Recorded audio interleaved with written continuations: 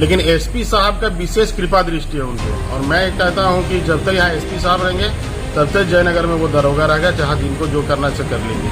क्योंकि एसपी साहब का अंदर से उनके साथ क्या इंटेंजन है, क्या उनका साठगांठ है, ये एसपी साहब बेहतर बता पाएंगे। थाना प्रभारी पे कोई कार्रवाई नहीं हुआ है, उन पर ये आरोप है, उनके ये कारनामे हैं, उनके ये सब बड़प्पन है। और मुझे लगता है कि पब्लिक से लेकर जनप्रतिनिधि से लेकर पत्रकार तक सभी लोग एसपी साहब को यहाँ पे उनके बारे में, उनके कारनामों के बारे में बता चुके हैं। दरोगा का स्पष्ट कहना है, एसपी साहब का भी स्पष्ट कहना है कि जब तक मैं रहूंगा ये कहीं नहीं जाएगा। आप सदन में चले जाइए, मुख्यमंत्री के पास चले जाइए, प्रधानमंत्री के पास चले जाइए, जहाँ जाना है जाइए। उनको छूट मिला हुआ है गुंडागर्दी करने का, उनको छूट मिला है पूरे क्षेत्र के लोगों को धमकाने का, पूरा छूट मिला है तहसीली करने का। एसपी साहब अपने लिए वसूली पदाधिकारी के रूप में वहां बैठा है, दरोगा के रूप में नहीं बैठा है। थाना प्रभारी पे कोई कार्रवाई नहीं हुआ है, उन पे ये आरोप है, उनके ये कारनामे हैं, उनके ये सब बड़प्पन है।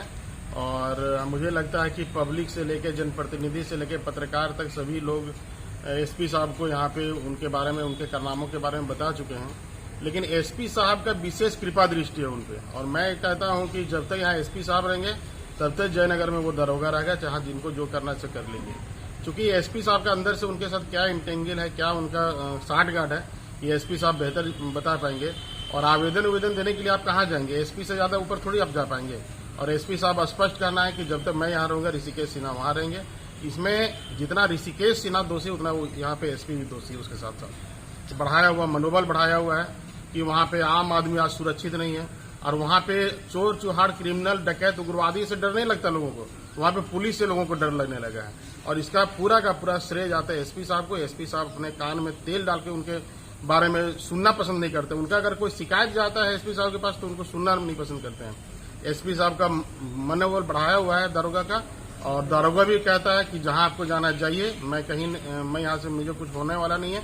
मुझ पे आशीर्वाद है एसपी साहब का, पता नहीं कौन सा आशीर्वाद है, क्या इन लोग का इंटेंजन है, और इसका कहीं ना कहीं श्रेय एसपी को जाता है। मैंने बताया ना, दरोगा का स्पष्ट कहना है, एसपी साहब का भी स्पष्ट कहना है कि जब तक मैं रहूंगा ये कहीं नहीं जाएगा। आप सदन में चले जाइए, मुख्यमंत्री के पास चले जाइए, प्रधानमंत्री के पास चले जाइए, जहाँ जाना है जाइए। उनको छूट मिला हुआ है गुंडागर्दी करने का, उनको छूट मिला है पूरे क्षेत्र के लोगों को धमकाने का, पूरा छूट मिला है तहसीली करने का। एसपी साहब अपने लिए वसूली पदाधिकारी के रूप में वहां बैठा है, दरोगा के रूप में नहीं बैठा है। एसपी साहब वहां पे वसूली पदाधिकारी के रूप में बैठाए हुए हैं। चाहे महिलाओं को प्रताड़ित करना हो, चाहे लोगों को अपने अथी में हवालत में बंद करके पीटने का मामला हो, मर्डर करने का, महिला को मर्डर करने का भी मामला हो, 2 महीने में तुमको छुड़ा लेंगे ऐसे मामला हो, जनप्रतिनिधि को प्रताड़ित करने का मामला हो, किन्हीं के साथ भी उनका दुर्व्यवहार हो सकता है। और ये पूरा का पूरा एसपी साहब अपने नेतृत्व में करवा रहे हैं। हम हमेशा पब्लिक के साथ हैं, आपके साथ हैं। जैसे ये दुर्व्यवहार जनप्रतिनिधियों के साथ करते हैं, जैसा दुर्व्यवहार ये पब्लिक के साथ करते हैं, उसमें से आप भी उस श्रेणी में आते हैं, पत्रकार भी उस श्रेणी में आते हैं। चौथा नहीं मिल रहा है सर। देखिए, ये ब्यूरोक्रेट जब नासमझी हो जाती है, उनको लगने लगता है कि मैं ही सिर्फ हूं।